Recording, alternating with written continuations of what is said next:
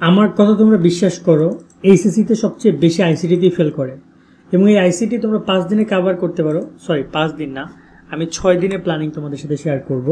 6 দিনে কীভাবে তুমি একটা গাইডলাইন পাচ্ছ এবং সাজেশন অনুযায়ী তুমি পড়বা সেটা তুলে ধরবো। কোন টপিকগুলো পড়বা, এই 6টা দিনে কোন অধ্যায় কী পড়বা না পড়বা, চেষ্টা করছি একটা ভিডিওতে পুরোপুরি ডিল করার জন্য।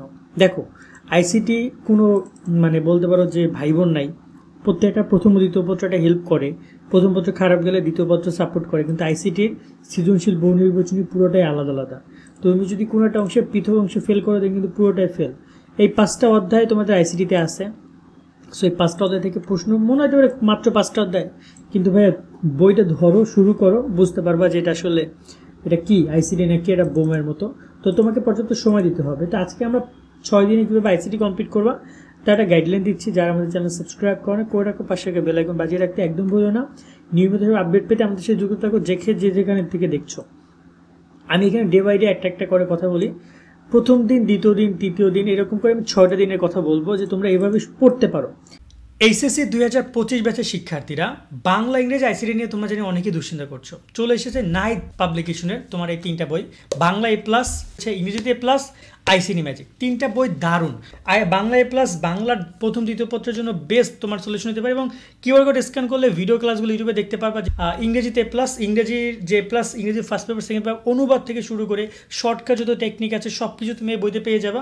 তার সাথে রয়েছে আইসিটি ম্যাজিক, এমসিকিউ, বিগত সালের প্রশ্ন, সিকিউগুলো টপিক ভিত্তিক অনেক সুন্দর করে লেখা আছে। তো তোমরা এই 3টা বই কিনতে পারবা night24.com থেকে। আর নিচে আমরা তাদের নাম্বার দিয়ে রাখছি, সেখানে কল করো বা হোয়াটসঅ্যাপে মেসেজ করো, তোমরা অর্ডার করতে পারবা।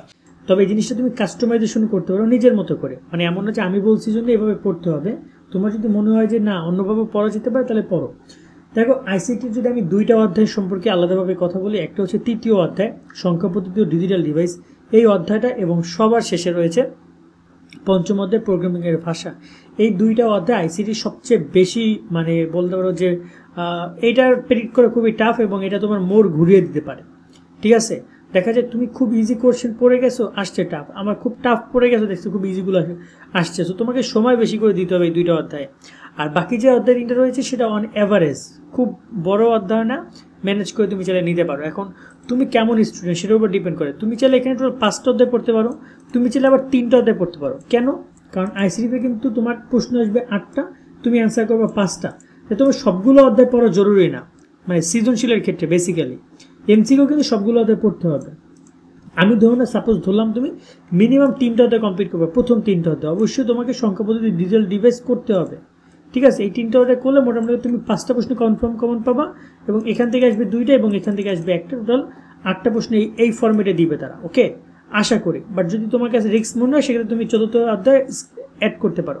এখন এই জায়গায় তুমি প্রথম দিনে যখন তুমি শুরু করবা তখন সহজটা দিয়ে শুরু করো, এটা আমি তোমাকে ফার্স্ট বলবো। কেন আমি তোমাকে সহজটা দিয়ে শুরু করতে বলছি? কারণ পরীক্ষায় তোমার কিন্তু অনেকে আইসিটি এলোমেলো করে ফেলো, যার কারণে তুমি সহজটা দিয়ে শুরু করো, দেন নেক্সটে তুমি আস্তে আস্তে কঠিনের দিকে যাও।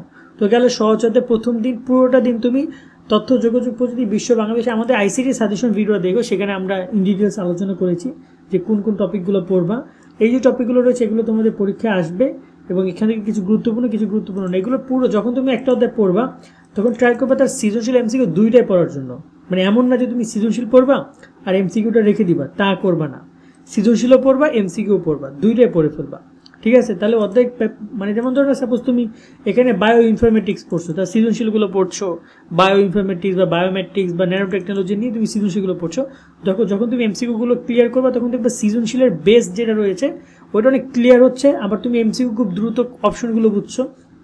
আর আইসিটিতে সবচেয়ে বড় এমসিকিউতে প্রবলেম সেটা হচ্ছে তোমার আইসিটির এমসিকিউ বেশিক্ষণ মনে থাকবে না।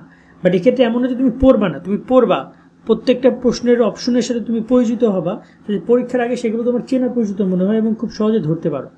দ্বিতীয় দিন এসে কমিউনিকেশন সিস্টেম এবং নেটওয়ার্কিং এই অধ্যায়টা কমপ্লিট করো। এক্ষেত্রে এই অধ্যায়টাও অনেক বড় একটা অধ্যায়, বাট নর্মালি এই টপিকগুলো রয়েছে। এখানে ক্লাউড কম্পিউটিং, নেটওয়ার্ক ডিভাইস, এগুলো একটু গুরুত্ব দিবে। সাজেশন ভিডিওতে আমরা ডিটেলস আলোচনা করেছি। বাট এই অধ্যায়ে তুমি দ্বিতীয় দিন পুরোটা এটা দাও, তোমার জন্য একটু কষ্ট হতে পারে, বাট ম্যানেজ করো তোমরা। ঠিক আছে, এবার তৃতীয় দিনে এসে তুমি সংখ্যা পদ্ধতি ও ডিজিটাল ডিভাইস এইটা কমপ্লিট করো। তো তৃতীয় দিনে ফার্স্ট হাফ তুমি এটা কমপ্লিট করো, তোমার এটা 2 দিন লাগবে, নর্মালি 2 দিন লাগবে। 2 দিনে তোমার এই যে তৃতীয় অধ্যায় সংখ্যা পদ্ধতি ডিজিটাল ডিভাইস এটা 2 দিন লাগবে, তৃতীয় এবং চতুর্থ দিন 2 দিন। প্রথম দিনে তুমি সৃজনশীল পড়ো, দ্বিতীয় দিনে এসে তুমি এমসিকিউগুলো কভার আপ করো এবং বোর্ডগুলো ভালো করে সলভ করো, বিশেষ করে 24-এর কোশ্চেনগুলো। ঠিক আছে, এটা তোমার জন্য অনেক ইম্পর্টেন্ট হতে যাচ্ছে। সো আমি বলবো যে এই অধ্যায়টা তোমার খেলটা করে দিতে পারে, এখান থেকে 2টা কোশ্চেন আসবে, সে 2টা তুমি 2টা অ্যান্সার করতে পারো ইনশাল্লাহ, এবং 20 মার্ক তুমি কনফার্ম পাবা। আইসিটিতে রিচার্জ আমার মার্ক কাটে না। আর রইলো তারপরে পঞ্চম এবং ষষ্ঠ দিন। এখন তুমি যদি রিস্ক নিতে না চাও তাহলে আমি বলবো তুমি ওয়েব ডিজাইন পরিচিতি, বিশেষ করে ওয়েব ডিজাইন পরিচিতি, এটা তো অনেক বড় একটা অধ্যায়, সেক্ষেত্রে HTML-টা তুমি যদি ভালো করে দেখে যাও তাও তুমি একটা কোশ্চেন পেতে পারো। অথবা তুমি যদি এখানে লেআউট, প্যারাগ্রাফ, হাইপার লিঙ্ক, ছবি সংযোজন, HTML, ডাটা প্রবেশ, এগুলো যদি দেখা যায় এখান থেকে তুমি একটা প্রশ্ন পাবা। এখান থেকে মূলত 1 থেকে 2টা কোশ্চেন এসে থাকে, বাট নর্মালি একটা কোশ্চেন তুমি কনফার্ম পাবা। সেক্ষেত্রে এই টপিকগুলো পড়ে গেলে তুমি একটা কোশ্চেন কনফার্ম পাবা। তুমি চাইলে পুরো এই 4th দিন পুরোটা একটা অধ্যায় কমপ্লিট করতে, পঞ্চম দিন পুরোটা এই 4th অধ্যায়টা কমপ্লিট করতে পারো। এক্ষেত্রে তুমি যদি এটা করতে চাও তাহলে তো করলা, আর ষষ্ঠ দিনে এসে আবার বাকি যে অধ্যায়গুলো থাকবে, বিশেষ করে প্রোগ্রামিং ভাষার এমসিকিউ কমপ্লিট করবা। দেন আবার হচ্ছে যে বাকি অল অধ্যায় যেটা রয়েছে, অল চ্যাপ্টারের আবার তুমি এমসিকিউ কমপ্লিট করবা। ওকে, আবার এমসিকিউটা দেখে ফেলবা, এটা করতে পারো। আর যদি তোমার কাছে 4th অধ্যায় কমপ্লিট করতে না চাও, দেন তুমি আবারও সেই তাহলে এই যে পঞ্চম অধ্যায়ের এমসিকিউ কমপ্লিট করো এবং সবগুলো অধ্যায় একবার রিভিশন দাও। মোটামুটি 5 দিনে 5টা অধ্যায় হয়ে যায়, মানে তুমি 3 দিনে 3টা অধ্যায় কমপ্লিট করবে, আর বাকি 4 দিনে তুমি 3টা অধ্যায় কমপ্লিট করবে, আর বাকি একদিন এমসিকিউ পারপাসে দাও। ঠিক আছে, আর তুমি 4টা অধ্যায় কমপ্লিট করো, তুমি হচ্ছে যে টোটাল তোমার এখানে কদিন হয়, 5 দিনে, আর বাকি একদিন তুমি এমসিকিউ পারপাসে, এমসিকিউটা তোমাকে একদিন দিতেই হবে। আশা করি তোমরা বুঝেছো কীভাবে তোমাদের আইসিটিটা শুরু করতে হবে। এখন আমার কথা যে শুরু করে দাও, সকালবেলা মিনিমাম 1-1.5 ঘন্টা কমপ্লিট করো, বিকেলবেলা 1-1.5 ঘন্টা, রাত্রেবেলা 2 ঘন্টার মতো করে তুমি আইসিটি পড়ার ট্রাই করো। সেভাবে একটা রুটিন করো যে আমি এই সময় এতটুকু পড়তে চাই। আশা করি এটা ভালো প্রিপারেশন তোমার হবে। আজকের মতো ভিডিও আমরা এখানে শেষ করছি। সকলে অনেক অনেক ভালো থাকবা। আল্লাহ হাফেজ।